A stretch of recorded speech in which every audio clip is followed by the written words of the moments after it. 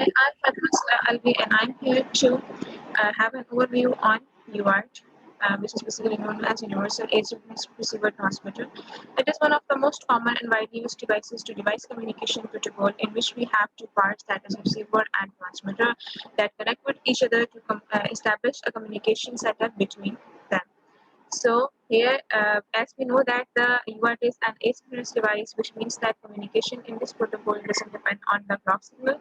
Therefore, in order to synchronize the transmitted and received data, there should be a baud rate which will help the output of the transmitted data to synchronize with the sampling bits of receiver data. So here we have a file of baud rate in which we are gathering a baud rate of about 115200. So this is our baud rate file, and here we are computing baud rate. So this is our transmitter file. In this file, we are having around 4 states, that are idle state, start state, data state, and stop state. Idle state is the default state in which no data is transferring.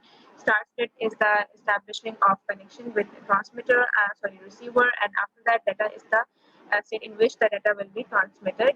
And then we have stop state in which data will be stopped and no further data will be started after stop state. And again, we will be having default state, which will be ideal state. So this is our receiver file. In this file, we will be having again 3 states: start state, data state, and stop state, which will be again doing the same functioning as the transmitter states were having. So this is our UART file. In UART file, this is our top module in which we are combining the functions that we have made earlier, baud rate, transmitter, and receiver file, to have called these functions in order to combine their functioning. So now let's move on to our test bench file. In this test bench file, we are assigning the values in order to simulate the results.